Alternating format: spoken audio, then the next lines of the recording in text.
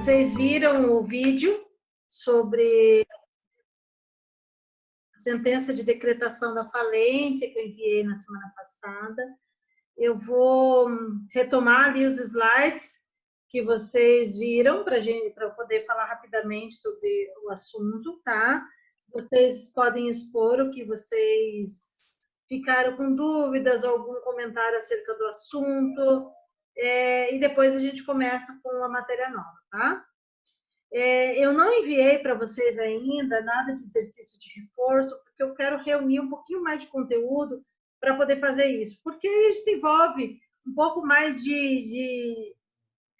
da matéria, né? Numa única questão, a gente não precisa ficar tão atrelada a um único assunto, então a gente consegue trabalhar melhor essas questões de memorização, né? De reforçamento do conteúdo. Então, vamos lá. Deixa eu compartilhar. Deixa eu só puxar aqui no PowerPoint, até onde vocês viram, e daí começar a sequência.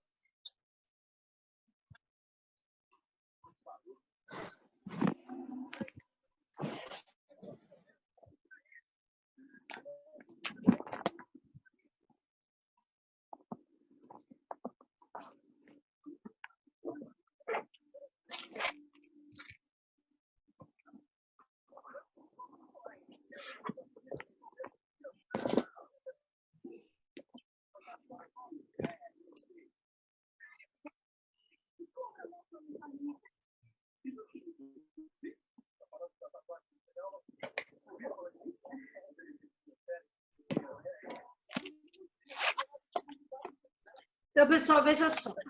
Na sentença de decretação da falência, vocês viram que ela tem uma relação muito grande de tudo que deve conter dentro de uma decisão dessas, baseado no que está disposto lá no artigo 99 da Lei 11.101 de 2005.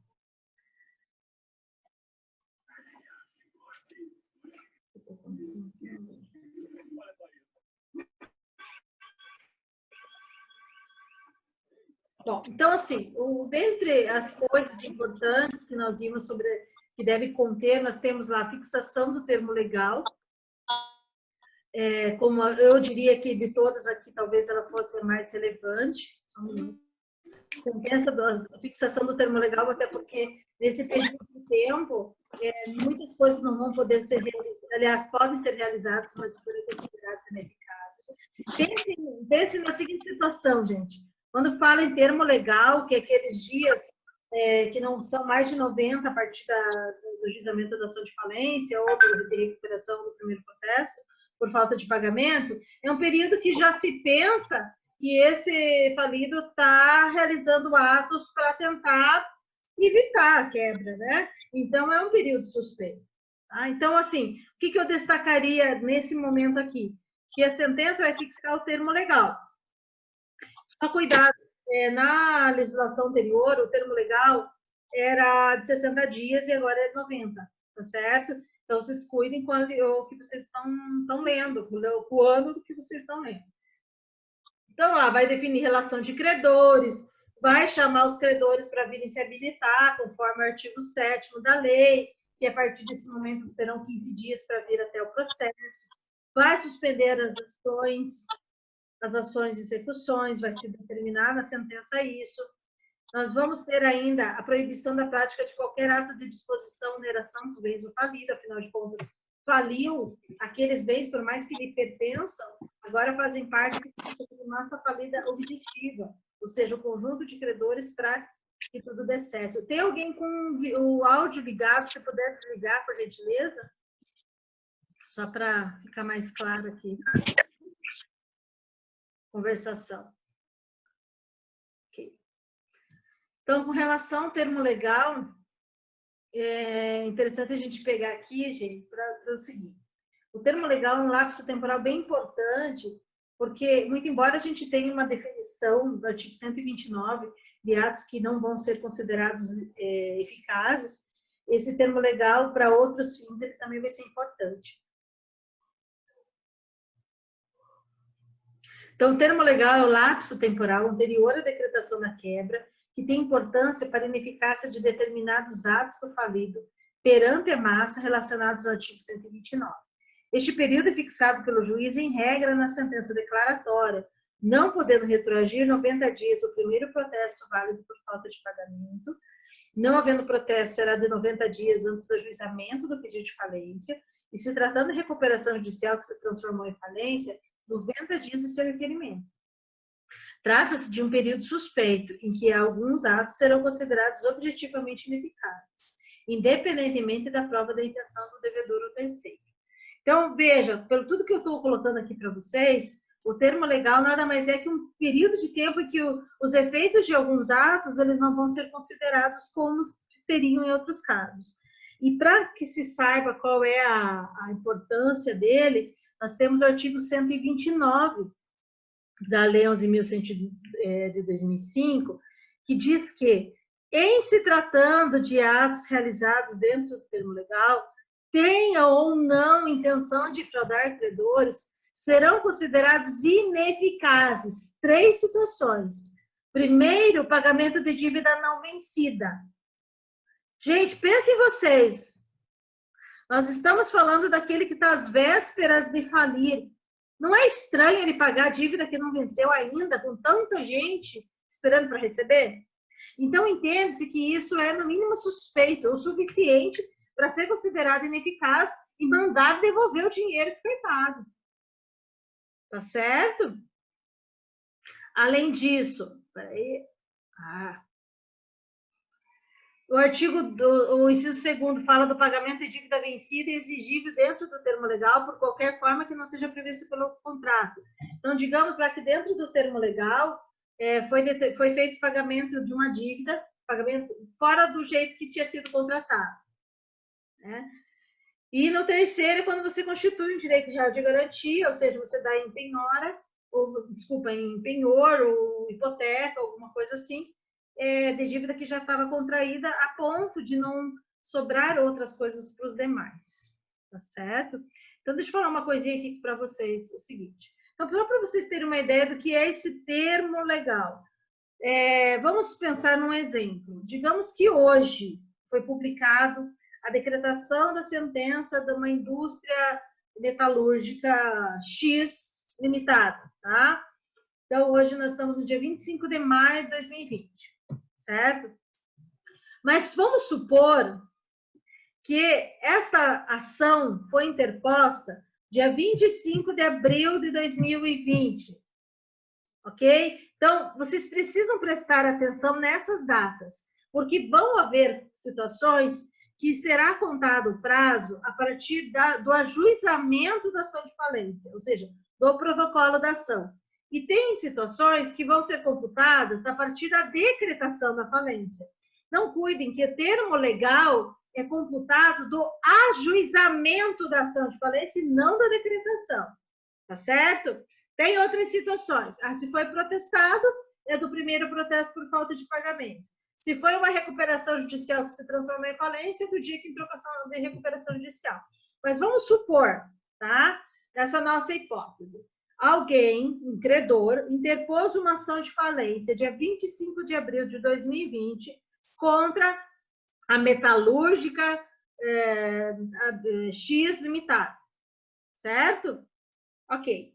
No dia 25 de maio, houve a publicação da decretação da falência. E o juiz determinou 90 dias de termo legal a partir do ajuizamento da ação de falência. Então, significa o seguinte, tem lá 25 de abril até 31, dia 26 de março, daí mais 26, eu tenho aí o 29, dia 28 de fevereiro, enfim, eu vou considerar lá que no dia 30, 90 dias antes, recaiu ali no dia 29 de janeiro, tá certo? Ou seja, a partir de 29 de janeiro, que é o dia que iniciou o termo legal, até o dia da decretação da falência, estes atos que eu acabei de relacionar para vocês, do artigo 129, eles vão ser considerados ineficazes só porque aconteceu no termo legal. Tudo bem? Outros atos podem ser, de alguma forma, ineficazes? Pode. Só que aí, para os outros atos, precisa ser entrado com ação, que a gente chama de ação revocatória. Eu vou falar disso para vocês em um momento certo. Tá certo? Ok? Agora, outra pergunta que eu digo a vocês. Pergunto a vocês. Se o juiz, ao invés de 90 dias, lá, a partir do dia que ajuizou a ação, no dia 25 de abril, se ele tivesse determinado o termo legal de 50 dias, tá ok? O que vocês acham? Pode ser? Então, ao invés lá de começar no dia 29 de janeiro, vai começar por volta de 1º de março o termo legal. Pode fazer isso? Alguém está me escutando? Estou escutando, professor. Tá.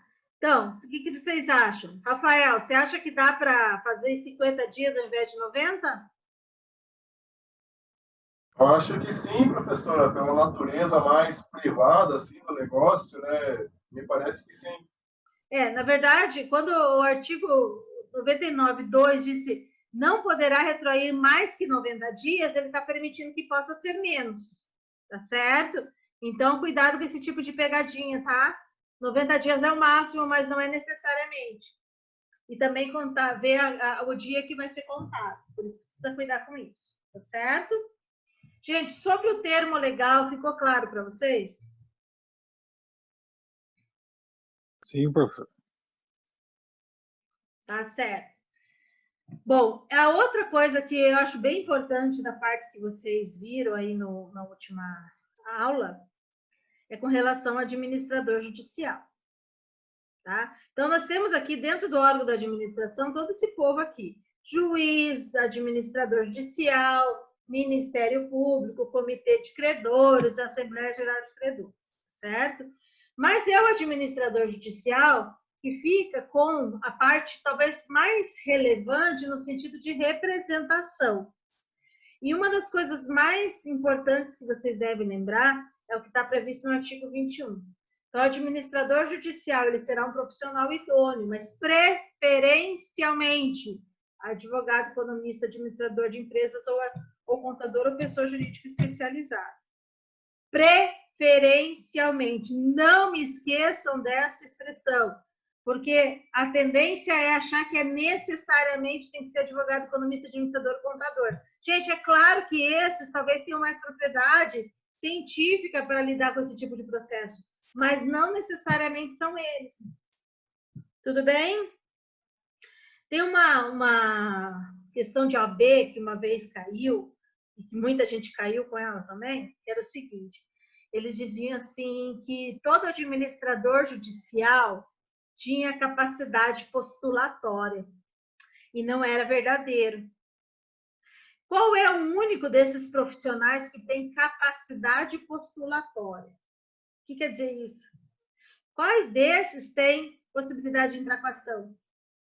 Só o advogado, professor. Só o advogado. Tá? Então, se de repente se nomeia lá um economista como administrador judicial, ele vai precisar contratar advogado para entrar com as ações. Né? Então, por exemplo, precisa entrar com uma ação de execução em favor da massa falida, precisa responder por um processo de indenização contra a massa falida, tudo ele que vai ter que fazer. Ele que representa. Então, se não for advogado, ele vai ter que contratar um advogado para isso. Então, o custo é maior. Por outro lado, se contrata um advogado, ele não vai precisar contratar advogado para postular, mas ele vai precisar, provavelmente, de um contador para ajudar ele nas contas mensais. Então, de uma forma ou de outra, há uma necessidade, por mais que você tenha um tipo de profissional como administrador judicial, as demais ciências da economia, da contabilidade ou da administração, acaba sendo importante para quem é advogado. Da mesma forma, foi nomeado economista, mas ele vai precisar de uma assistência jurídica, da administradora, de um contador. Tá? Por isso que é interessante se pensar onde exista, né, onde tem assim uma demanda importante, em pessoas jurídicas especializadas, porque eles acabam contando com essa quantidade ou com essa complexidade de conhecimentos, né, com profissionais dessas áreas em geral, tá certo? Então, isso é uma coisa importante de se lembrar. Outra coisa que é interessante com relação ao administrador judicial é o fato de que das responsabilidades que ele tem, né, gente? Ele é super responsabilizado por tudo que ele faz. Então, se ele não apresenta um relatório, ele pode responder por desobediência, ser destituído, não receber remuneração, ficar impedido de ser administrador por mais de 5 anos e ainda responder civilmente, desculpe, pelos prejuízos que causar. Então, a responsabilidade dele é bem grande. Tá certo? Pessoal, em relação a esses pontos, claro, eu falei de mais coisas para vocês, mas acho que esses são os mais importantes. Vocês têm, tem uma pergunta, vocês têm alguma coisa a dizer?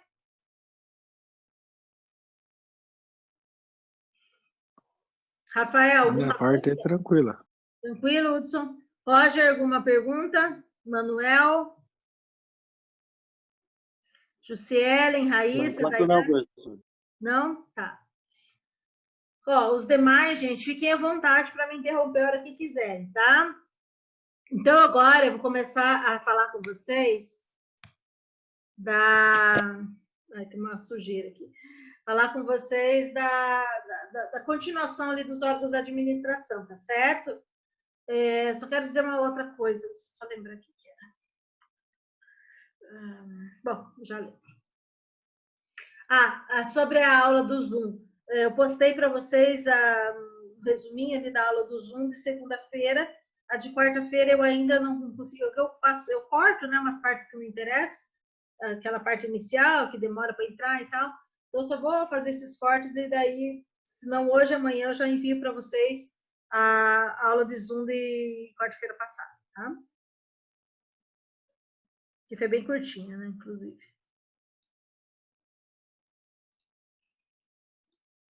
Então, vamos falar do comitê de credores. Eu estou falando aqui, gente, veja, só para que vocês consigam me acompanhar. Vocês estão na parte do slide que fala da administração da falência. Então, a administração da falência é feita pelo juiz, pelo administrador judicial, pelo MP, pelo comitê de credores e pela Assembleia Geral de Credores. Nós já falamos, então, do administrador judicial, e eu quero falar rapidamente hoje para vocês do comitê de credores e da Assembleia Geral de Credores, tá certo?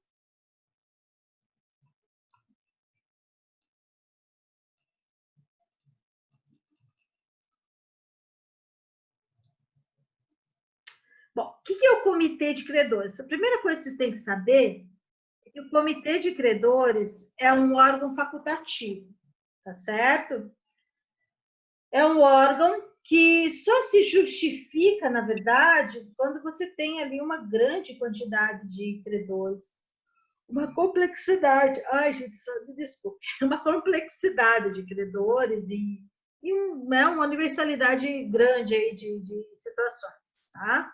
Então, o artigo 26 vai dizer o quê? O comitê de credores será constituído por deliberação de qualquer das classes de credores na Assembleia Geral.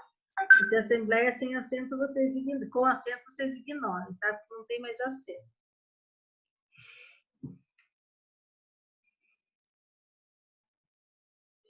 Bom, e aí, o que vocês precisam saber neste momento? Essa composição, a existência do comitê de credores, ela vai acontecer por decisão da Assembleia Geral de Credores, que é o outro órgão da administração, tá? Então, isso vai ser decidido em Assembleia justamente porque tem que ver se interessa, se há quem se interessa em realizar, até porque não necessariamente nós vamos ter remuneração. Já pensou ter que pagar? Quem vai pagar comitê de credores são os credores, né? A massa falida já tem muita gente para fazer isso. Já tem muita gente para ter ali satisfação dos seus créditos. Não pode ter mais esse passivo. Então, a composição, conforme o artigo 26 da Lei 11.101 de 2005, vai ser da seguinte forma. Um representante da classe dos credores trabalhistas com 2 suplentes. Tá? Então, nós vamos constituir um comitê, certo? E esse comitê, ele vai ser formado por 4 pessoas e, respectivamente, ele vai ter 2 suplentes, tá certo? Essa primeira pessoa aqui, ela vai ser uma representante dos credores trabalhistas. E já vai ser eleito quem vai ficar ali na retaguarda, né? Ali, ó, qualquer coisa, os suplentes assumem. Depois vai ser também escolhido um representante da classe dos credores com garantia real, com privilégios especiais e com 2 suplentes. Meu Deus, o que é isso? O que é um credor com garantia real, com privilégio especial? Agora me perdi. Calma, pessoal. Não se desespere. Eu estou falando aqui de credores, deixa eu achar vocês.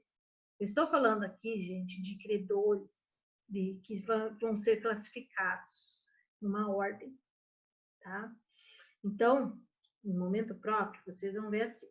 Primeiro vai vir os credores com garantia, os credores trabalhistas. Aí depois nós vamos ter credores com garantia real, em segundo lugar. Aí depois nós vamos ter uma classe de credores chamada de credores tributários. Em quarto vai vir credores com privilégio especial. Embaixo, os credores com privilégio geral. Mais embaixo, os credores quirografários. E ainda tem os subquirografários e os subordinados. Isso que eu acabei de falar para vocês é a ordem de pagamento. Tá? Aí a gente vai estudar eles na classificação dos credores, lá do artigo 83 da Lei 11.101 de 2005. Então, como os credores eles seguem uma ordem conforme a classe que eles pertencem, essa composição do comitê de credores também vai ser representado por pessoas destas classes. Entenderam? Então, assim, mas o que é esse credor com garantia real? Gente, calma. É um credor que ele está lá em segundo lugar na hora de pagamento. O que é credor com garantia real? É aquele credor que ele tem um contrato em que um bem foi dado em garantia. Então, por exemplo, o falido tinha que pagar para ele um dinheiro, um valor pecuniário, mas se ele não pagasse, ele já tinha deixado em garantia um bem. Tá? Garantia real, a gente chama isso. É claro que, como vocês ainda não tiveram direitos reais, isso parece um pouco, né, estranho, mas é como se você fizesse um empréstimo para uma pessoa e a pessoa falasse assim, mas eu quero alguma coisa em garantia. O que ele está querendo dizer para você? Viu, se você não pagar, eu já quero que no contrato conste que você vai deixar em garantia determinado bem. Quando, se de repente você não paga, ele vai transformar aquela garantia em penhora. Então, de alguma forma, ele tem uma certa segurança. E quem tem esse tipo de crédito fica em segunda ordem de pagamento. Tá certo? E aí nós temos ainda os credores com privilégio, tem privilégio geral, especial e geral. O especial e o geral, eles são definidos na lei. Eles não têm assim um conceito próprio, um conceito geral. Eles vão ter um conceito conforme a lei disser que eles têm privilégio. Então, por exemplo, cria-se lá uma cédula de crédito rural e diz que na lei ele tem privilégio especial. Só por isso, só por ele ser. Então, eu tenho lá um crédito de privilégio especial interessante, quando é ME e EPP, o credor. Então, por quê? Porque a lei diz que é, entende? Então, não existe um conceito geral, é quando a lei atribui o privilégio especial geral sobre aquela dívida, ok? Então, vamos voltar aqui. Eu falei para vocês, portanto, vai ter um representante da classe dos credores trabalhistas, um representante da classe dos credores com garantia real e com privilégio especial. Vai ter um representante indicado pela classe dos credores quirografários ou com privilégios gerais. O que é quirografário? Quirografário é aquele que não tem nada de especial, na verdade, né? É o mais comum de todos, embora esse nome seja bem diferenciado. Privilégios gerais é um outro tipo de credor que a lei atribui essa natureza, né, ao crédito. E, por último, representante indicado pela classe dos credores, representantes de microempresas e empresas de pequeno porte com 2 suplentes. Essa última aqui, ela foi inserida na Lei Complementar, uma Lei Complementar de 2014, cujo número eu esqueci agora, me desculpe, tá? Em 2014 foi inserida, Tá certo? Então, minha gente, essa aqui é a composição do comitê de credores. Precisa ter? Não precisa. Mas se tiver, tem que ter 4 membros. Para quê? Para que vai servir isso aqui? Afinal de contas. Gente, vai servir para uma forma de auxílio, né? Aquela coisa assim, funciona, é legal, mas não há necessidade, tá? Vamos lá. Aqui não, não tá mais aqui, tá? Mas o comitê de credores, basicamente, ele vai ser assim, como se fosse um acompanhante dos atos do administrador. Ele pode pedir convocação de assembleia para o juiz, mas não pode convocar, pode pedir como outro. Ele pode avaliar algumas situações que a lei lhe permitir, tá certo? Então, ele fica como um auxiliar da administração, um auxiliar dos credores, um investigador, um fiscalizador dos interesses da massa falida, tá certo? Mas não há necessidade dele existir. Então, o outro órgão seria a Assembleia Geral de Credores. O que é a Assembleia, gente? Aquilo que a gente já conhece, colegiado representativo dos credores trabalhistas, privilegiados, garantidos por direitos reais e quirografários com privilégios subordinados, ou seja, todos eles estão participando ali, tá? Aqui ele não fala tanto do tributário, porque acaba que os tributários, eles são inseridos naturalmente no quadro geral de credores para pagamento, mas eles perceberam que eles não compõem a classe de credores para deliberar, ou a classe de credores, porque para isso eles têm o Ministério Público ali cuidando dos interesses da fazenda pública, né? Mas, de qualquer forma, eles vão ingressar, eles vão participar dos pagamentos, mas eles não acabam não participando dessas classes de credores. Lá no artigo 35 da Lei 11.101 de 2005, vocês têm, basicamente, quais são as atribuições. Então, nós temos como as atribuições da Assembleia Geral dos Credores constituir aquele comitê que eu mencionei para vocês, outras modalidades de realização do ativo. O que quer dizer isso? Ó, eu acabei de ler essa parte aqui. Até eu peço perdão aí para vocês, que ela não está muito separada aqui, os itens, porque isso aqui foi feito um pouco depressa, tá? O que é outras modalidades de realização do ativo? Normalmente, quando se fala em falência, ou qualquer momento de liquidação de uma sociedade, a gente está falando em levantar o patrimônio e vender. Vender através de leilão, através de venda judicial, que são as formas mais comuns de realização do ativo, que é para buscar dinheiro para pagar os credores. Mas, dá para fazer outra coisa com o patrimônio? Né? Existe possibilidade de se falar em, de repente, alugar, vender fragmentado, fazer, talvez aí, trabalhar de outras formas para recolher dinheiro, né? Darem usufruto por um tempo antes de vender. Então, eu quero que vocês entendam o seguinte, quando se tratar de realização do ativo, ou seja, levantamento de dinheiro de formas diferentes das convencionais, isso tem que ser tratado em Assembleia Geral. Tá certo? Isso significa realização do ativo. E aí outras matérias que possam afetar o interesse dos credores. Tá? Aquela coisa de sempre, né? E a lei costuma fazer isso. E todas as outras coisas que fizer, né? Ou seja, torna desnecessário esse tipo de elenco.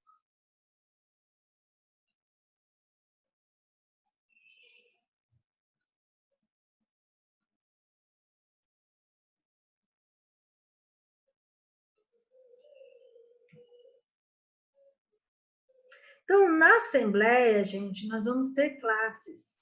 Por quê? Porque a votação é feita por classes. Nós temos a classe dos créditos trabalhistas e daqueles de acidente de trabalho, tá? Acidentários aqui é no sentido de acidente de trabalho, então, somente. Nós temos a classe de titulares de crédito com garantia real. Nós temos a classe T3, né, titulares e quirografários, os privilégios geral e especial, os subordinados. E temos ainda a classe 4, que são os titulares o de microempresa e empresa de pequeno porte. Tá. Opa. O que é importante que vocês saibam, então?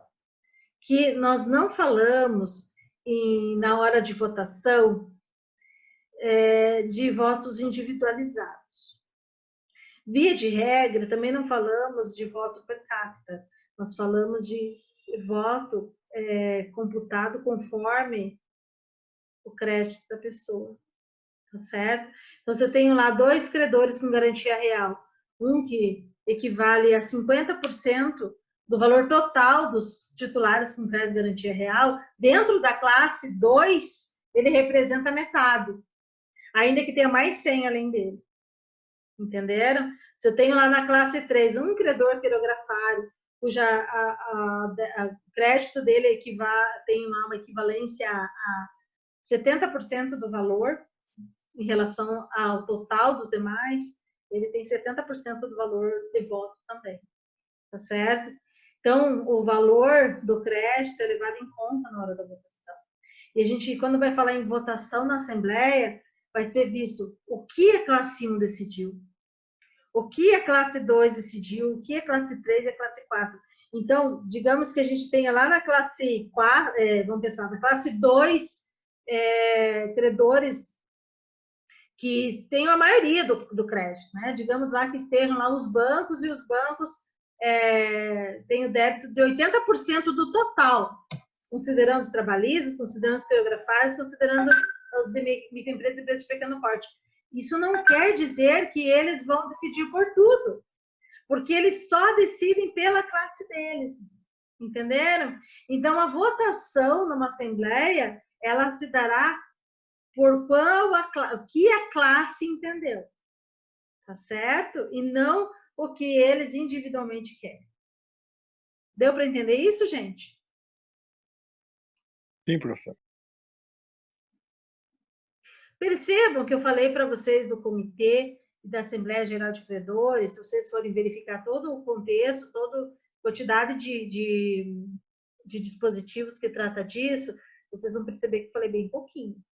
Mas a ideia, infelizmente, é essa. Eu tenho que falar um pouquinho de cada um, para que vocês tenham um conhecimento, uma base melhor de todo o assunto. Tudo bem? Alguma pergunta relativa a comitê de credores e assembleia? Não? Não, senhora. Tá. Então, nós vamos falar agora de outra coisa, que é o juízo universal da falência. Tá? Não é fazer juízo e também não é nada a ver com a Igreja Universal. Aqui nós estamos falando de universalidade da falência. Outra palavra bonita para isso. Estamos falando do jus attractiva, do poder de atração do juízo da falência. E o que vai tratar isso? Vamos lá.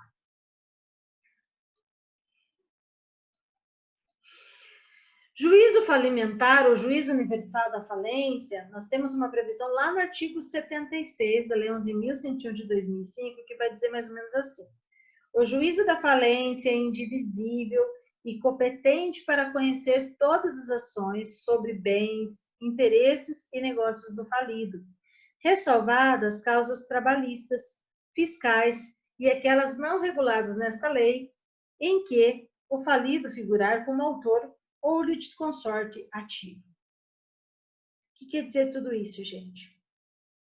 Quer dizer o seguinte, que quando se tem a decretação da falência, um dos efeitos é ir para aquele juiz que decretou a falência todas as ações do falido.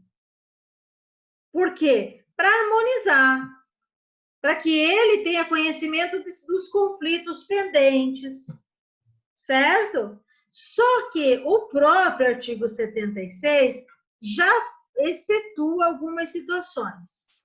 Então, vocês podem perceber aqui. Primeiro, ele vai excetuar as causas trabalhistas. Também vai excetuar as causas fiscais. E também vai excetuar quando o falido for autor ou litisconsorte ativo. Então, a gente, por mais que saibamos que, uma vez decretada a falência, vamos pensar assim, digamos que eu ajuize a ação de falência aqui em Ponta Grossa, e essa falência ela vai ser julgada pela primeira vara da Fazenda Pública, Falências e Recuperação Judicial da comarca de Ponta Grossa, ok? Isso que significa que todas as ações que for chegarem no distribuidor contra a massa falida, vai para onde? Vai por dependência. Vai lá para a primeira vara da Fazenda Pública, Falência e Recuperação. Se eu falar, foi para Palmeira, vara civil, porque lá talvez não tenha vara específica para falência. Foi para a primeira vara civil, acho que só tem uma mesmo. É lá que vai ser julgado todas as outras. Certo?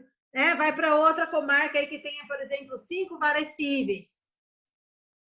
Vai ser nessa vara civil que todas as outras irão também. Tudo bem? Isso é juízo universal. Só que se a gente estiver falando de ações trabalhistas, nós temos uma regra específica no Código da Constituição Federal. Se nós estivermos falando de execução fiscal, ou seja, cobrança de impostos, ele não vai poder ser atraído, ele vai continuar, inclusive, em segmento, até que seja pago, depois habilitado. Pago não, desculpa. Até que se conclua e aí venha a ser habilitado. E também, quando ele situa aqui aquelas ações em quando o falido é autor da ação. Quando a massa falida está indo atrás de um direito que ele tem, ele não necessariamente vai precisar ser realizado pelo juízo da falência. Certo?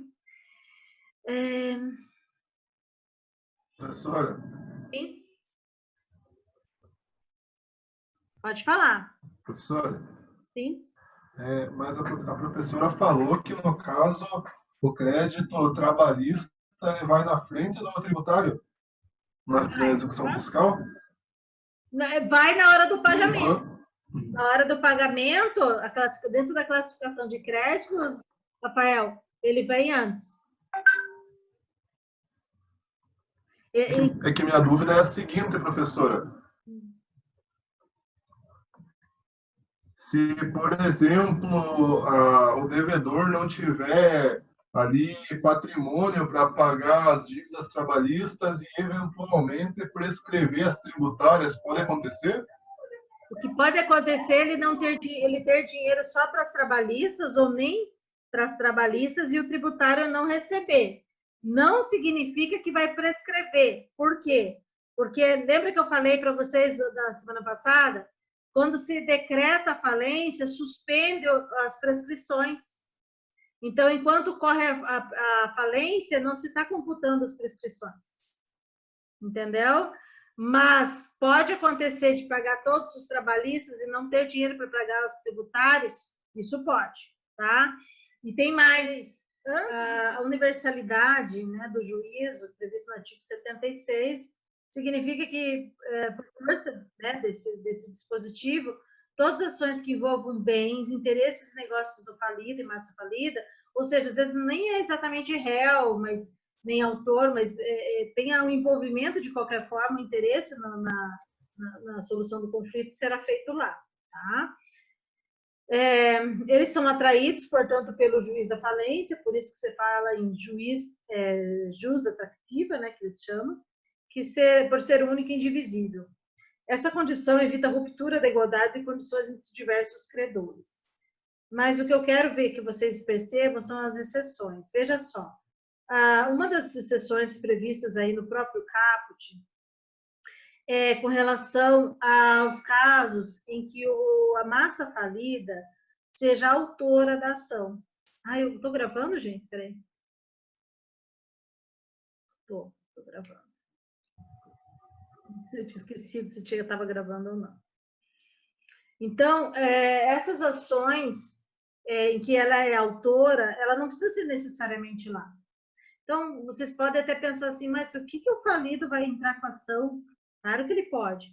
Quando o administrador judicial ele toma conta, ele se dá, verificando os livros empresariais, as documentações do falido, ele pode perceber que existe uma série de pessoas que estão devendo para o falido, né? De repente, foi até pelo excesso de dívidas não pagas que ele veio a falir.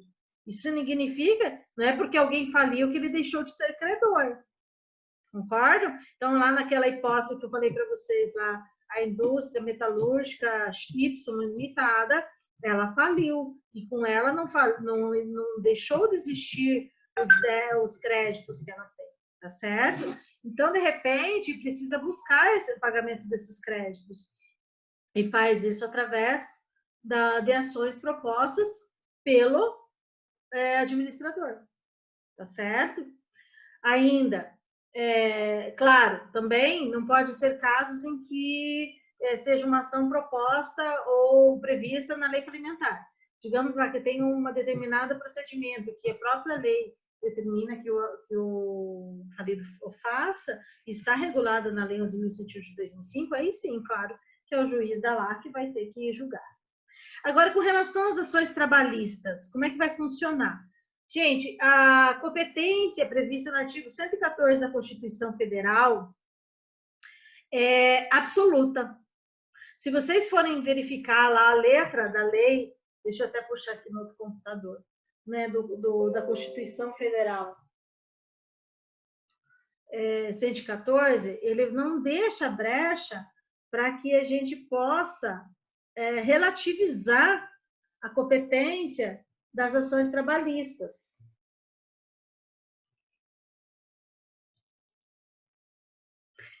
Veja só o que diz o artigo 114. Compete à Justiça do Trabalho processar e julgar: 1. As ações oriundas da relação de trabalho abrangidos entes de direito público externo à administração pública, direta e indireta da União, dos Estados, Distrito Federal e dos municípios. 2. As ações que envolvam o exercício do direito de greve. 3. As ações que representação sindical, e assim por diante. Então, o que importa aqui para nós? O inciso 1, as ações oriundas da relação de trabalho abrangidos os entes públicos externos e administração pública direta. Lá no inciso 6, ele ainda fala as ações de indenização por dano moral e patrimonial decorrentes da relação de trabalho. Tá certo? Então, quando a gente está tratando aqui de créditos trabalhistas e também de créditos trabalhistas e também decorrentes desse acidente de trabalho, a Justiça do Trabalho, que a gente chama de Justiça Especializada, ela tem competência absoluta, de modo que em nenhum outro lugar vai se poder falar da apreciação dessas demandas, tá certo?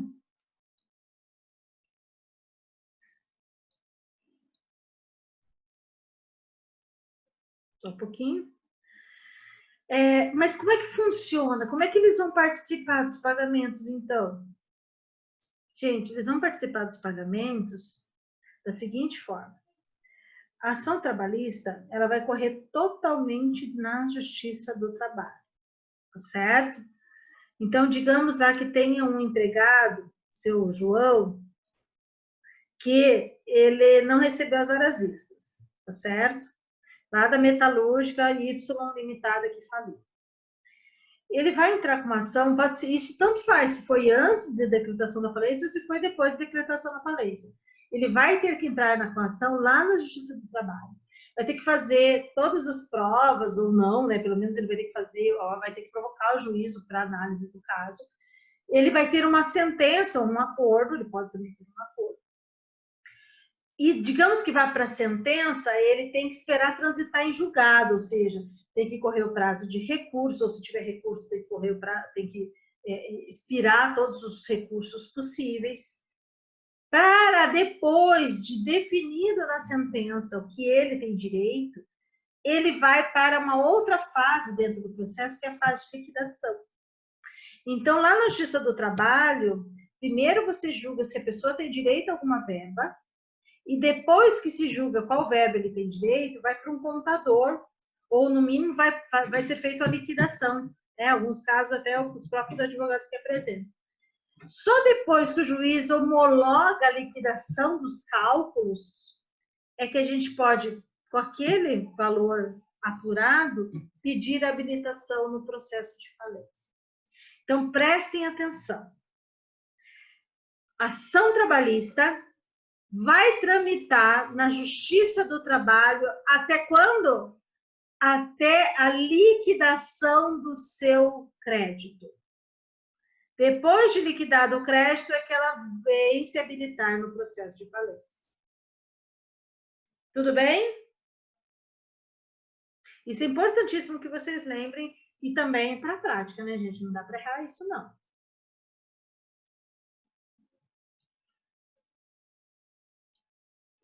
Bom, nós temos também outra regra, deixa eu ver se... que é com relação à execução tributária. Execuções fiscais são chamadas, tá? Segundo o artigo 187 do Código Tributário Nacional, não se sujeita ao juízo falimentar, a mesma regra se aplica aos créditos não tributários escritos na dívida ativa, tá, gente? Exemplo, créditos com o INSS, tá? Contribuições previdenciárias. Então, elas continuam seguindo onde estão. Só que uma vez que estejam definidas, seja passado todos os prazos para defesa e tudo mais, aí elas vão ser incluídas no quadro geral de credores. O que é quadro geral de credores? É a ordem de pagamento de todos os credores. 4. As ações de conhecimento em que é parte interessada a União Federal, entidade autárquica e empresa pública federal. Ora, onde está isso? Não está ali no artigo 76 que vocês acabaram de ler.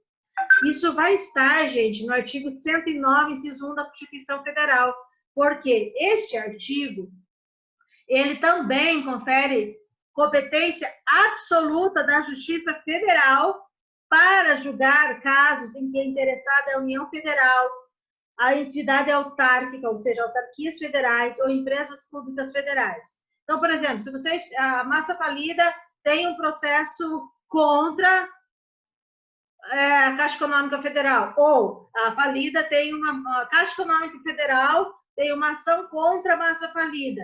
Onde que vai ser julgado? Justiça Federal. Não no juízo da falência. Por quê? Porque o artigo 109.1 da Constituição Federal confere competência absoluta da Justiça Federal. Tá certo? E o último é a ação que demanda obrigação ilíquida, ou seja, quando você ainda está discutindo quanto vale. É a mesma lógica da ação trabalhista. Veja, gente, como é que você vai incluir no processo de falência para pagamento um débito que você não sabe quanto é ainda? Quando a gente está falando de obrigação ilíquida, é a obrigação que eu não sei quanto é, o quantum, né? Que a gente gosta tanto de falar essa palavra em latim. Então, se a gente não tem nem o valor específico, eu não tenho como habilitar. Portanto, enquanto ele não está liquidado, ele não pode vir se habilitar no processo de falência, nem mesmo pode vir ser julgado no processo de falência. Ele tem que estar, continua onde está, até porque o artigo 6º, que fala que com a decretação da falência vai ser suspensa essas ações e execuções, lá no seu parágrafo 1º ele já dizia que não serão suspensas as ações e execuções, de execução não, né? Porque não existe execução de obrigação ilíquida, mas as ações que demandam obrigação ilíquida, elas não vão nem ser atraídas para o juízo falimentar e nem serão suspensas pelo artigo 6º. Porque a ideia é agora sim apurar, né? Liquide-se então, ou se defina se realmente é devido esse crédito para ver se essa pessoa vai poder se habilitar ou não na falência. Tá certo?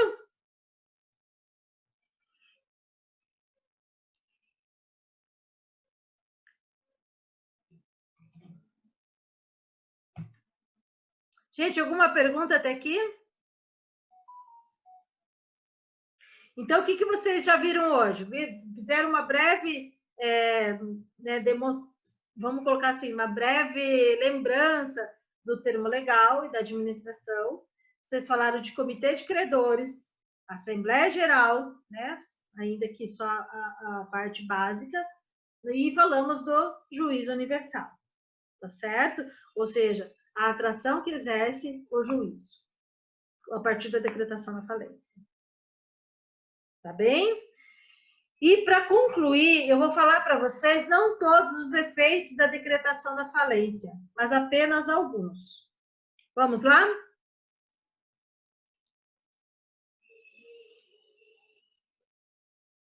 Efeitos da decretação da falência, gente.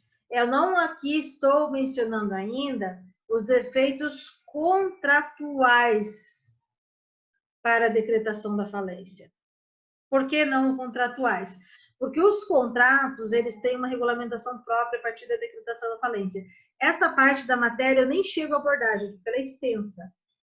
Mas eu deixo ela no material, tá? Porque fica interessante a leitura, mas a gente teria pouco tempo para trabalhar ela em aulas, tá?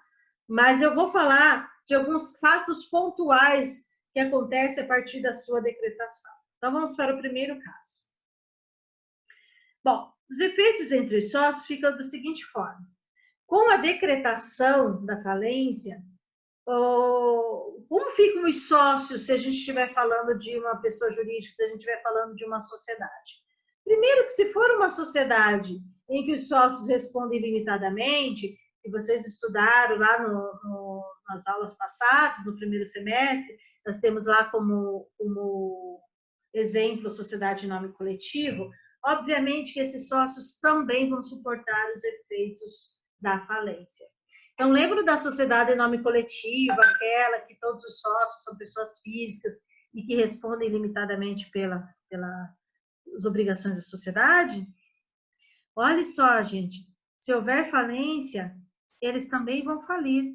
Eles vão sofrer todos os efeitos da sociedade também. Eles vão ter atingidos todos os seus bens também, tá? Então, lá no artigo 81 da Lei 11.101 de 2005, diz que a decisão que decreta a falência da sociedade com sócios ilimitadamente responsáveis também acarreta a falência destes, que ficam sujeitos aos mesmos efeitos jurídicos produzidos em relação à sociedade falida. Por isso, deverão ser citados para apresentar compensação, se assim desejar. Ou seja, desde o início do processo, eles já vão fazer parte do polo passivo. Em compensação, aquelas sociedades que a responsabilidade é limitada dos sócios, isso não vai acontecer. Se a gente estiver falando de uma indústria SA ou de uma limitada, os sócios não sofrem os efeitos da falência. É aquela história que eu sempre disse a vocês, quem faliu foi a sociedade, não os sócios. Só se eles tivessem escolhido um tipo de sociedade que lhes atingisse. Se for uma sociedade de responsabilidade limitada, isso não vai acontecer. Só vai acontecer se incorrer no artigo 82, que diz que a responsabilidade pessoal dos sócios de responsabilidade limitada, controladores, administradores da sociedade falida, estabelecida nas respectivas leis, será apurada no próprio juízo da falência, independentemente da realização do ativo e da prova de sua insuficiência para cobrir o passivo, observado o procedimento ordinário previsto no CPC. Ou seja, só se for uma responsabilidade pessoal que se assemelhe à história da desconsideração da pessoa jurídica, tá? Se assemelhe a demonstrar que houve ali uma fraude efetivamente, o que é muito mais difícil e, obviamente, vai ser uma excepcionalidade a regra, tá?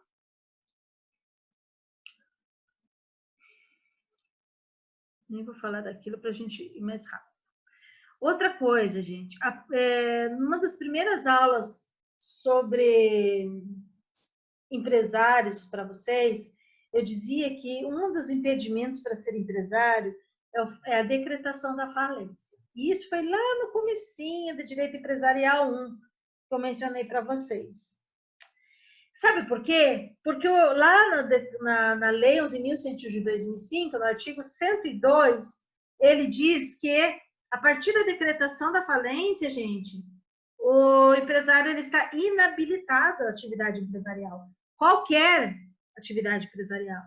Então, não é só aquela que ele fazia. Então, se, por exemplo, eu estiver falando de uma pessoa física empresária que está falindo, ele tinha uma padaria. Ah, mas ele também tem uma oficina mecânica, separadamente. Ele vai ter que fechar os dois. Vocês entenderam? Porque ele está impedido de exercer a atividade. Ok? Então, lá no artigo 102 diz que o falido fica inabilitado para exercer qualquer atividade empresarial a partir da decretação da falência e até que a sentença que extingue suas obrigações, respeitado o disposto no parágrafo 1º do artigo 181 desta lei. É assim, gente. Depois que a sentença de encerramento da falência, inicia-se um prazo para você pedir outra sentença, que é a sentença de extinção das obrigações. Na outra aula, eu estava mencionando para vocês lá as 3 fases da falência. E lá na terceira fase é que você pode cogitar a extinção das obrigações. É só depois dela que você está habilitado, ou seja, está possibilitado de voltar às atividades. Agora, cuidem que, se a gente estiver falando de sociedade, gente, quem está inabilitado é a sociedade, os sócios não. Tá certo? Por isso que vem aqueles indignados dizendo, poxa, mas ele faliu e depois abriu outra empresa. É que quem faliu foi a pessoa jurídica, não o sócio, tá bom?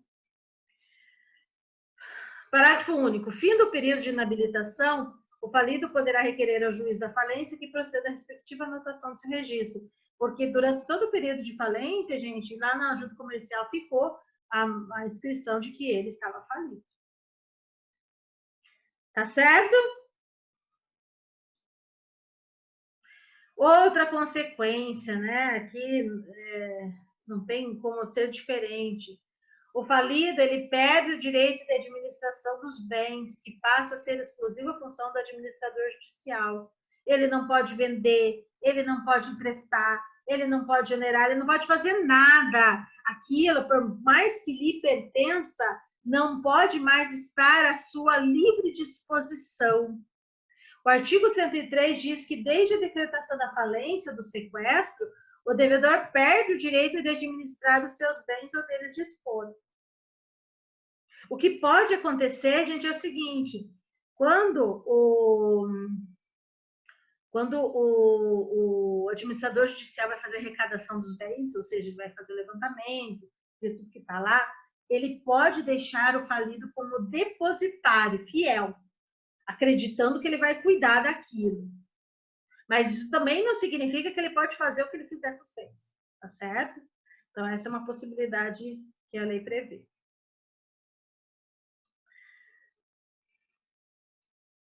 É claro que o falido, gente, ele continua dono, então ele pode fiscalizar a administração da falência, ele pode requerer providências para conservar aqueles bens, ele pode intervir nesses processos. Mas vou falar bem a verdade para vocês, na prática ele simplesmente, né, deixa tudo correr, porque agora ele já não pode fazer mais nada mesmo, né? Então é difícil um falido que tenha essas cautelas, esses cuidados. Que fala a mesma coisa. É mais ou menos o que eu falei para vocês dele poder ficar como depositário. Mas antes de acabar essa aula, eu quero falar só de mais 2 efeitos interessantes. Um deles é este aqui, dos efeitos quanto às obrigações do devedor. Gente, pensem vocês o seguinte, como que fica aquele credor que ainda a dívida não estava vencida quando foi decretada a falência? Pensem assim, dia 25 de maio foi decretada a falência, foi publicada a decretação da falência da pessoa. Só que um determinado credor, ele tem uma dívida que só vai vencer em outubro de 2020. Ou seja, a dívida ainda não é exigível. Poxa, mas aí já decretou a falência em maio, eu vou ter que esperar até outubro para poder cobrar? Não.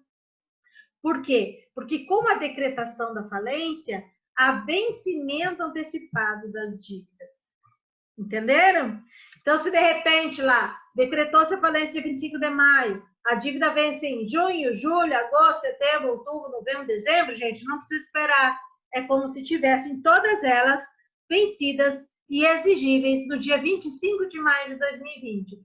Por que isso?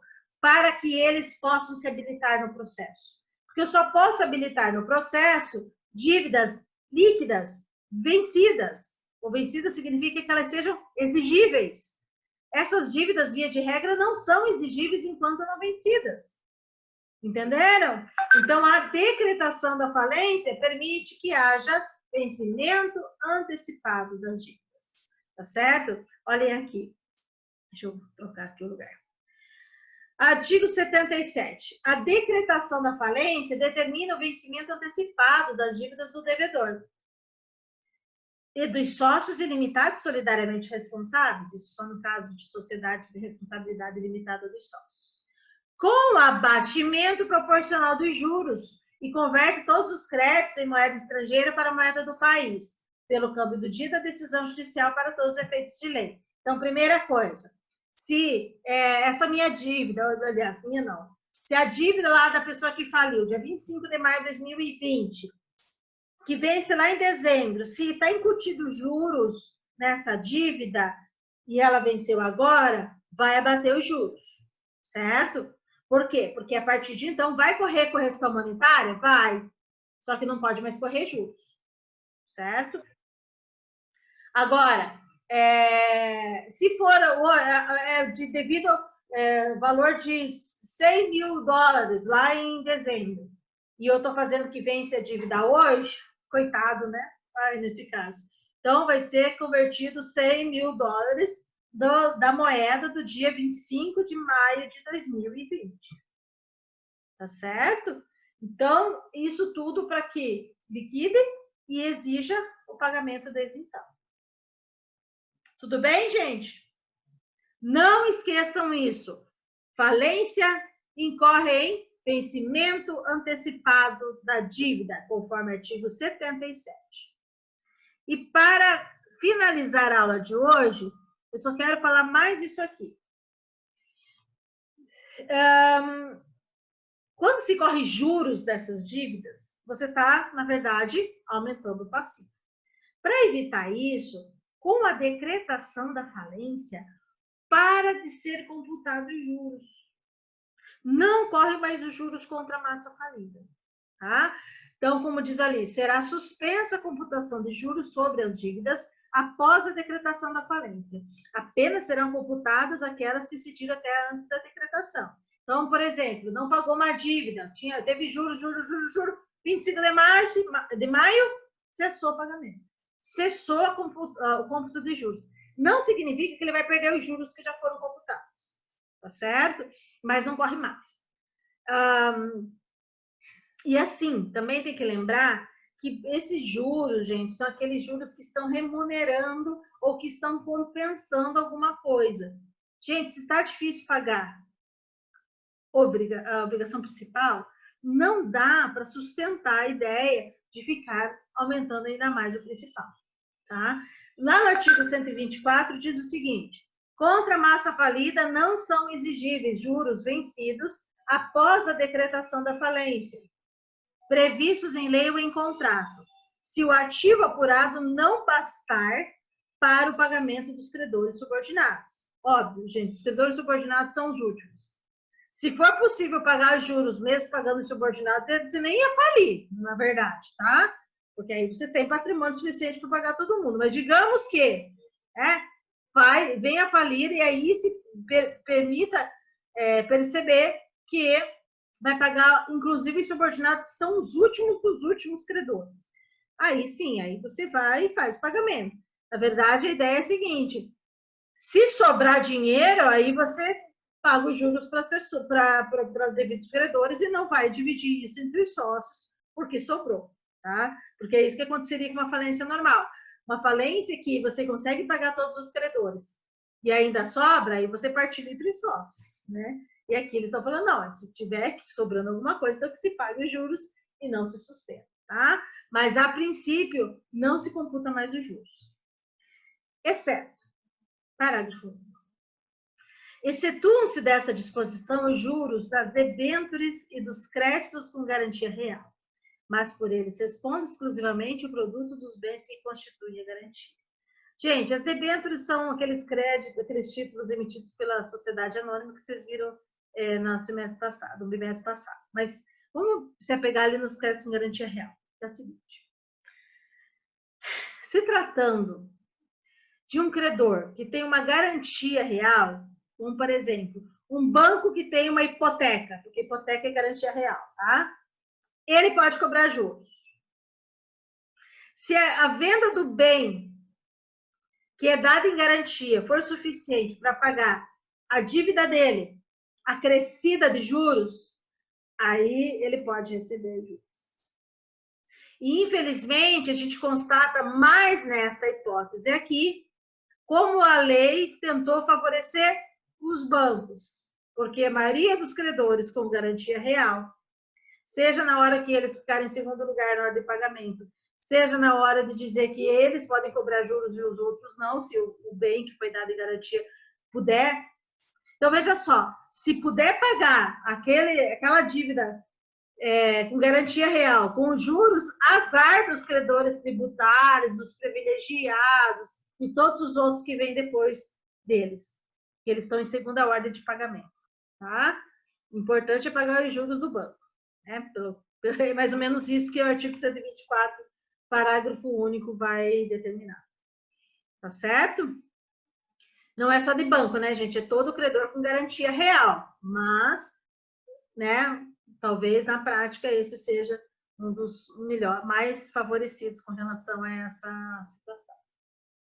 Tudo bem? Tem outras, mas aí eu prefiro falar delas na próxima aula para vocês. Tudo bem?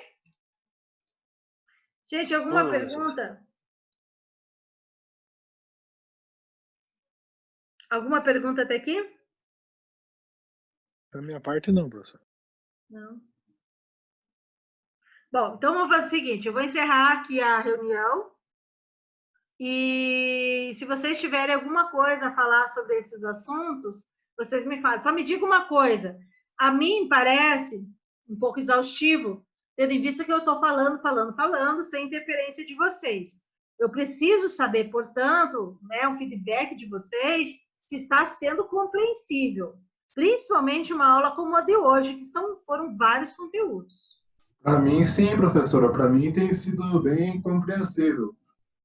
Tá certo. E é importante que vocês façam suas anotações, vão acompanhando com o material, porque assim, só escutar com essa diversidade de conteúdo, eu tenho certeza que não é a mesma coisa, tá? Mas então, gente, obrigada. Fico à disposição de vocês ali pelo WhatsApp. E não estranhe, eu só vou escrever ali para vocês até onde eu fui, porque daí na próxima aula eu já tenho certeza. Apesar de ser amanhã, é capaz até de eu me esquecer, tá bom?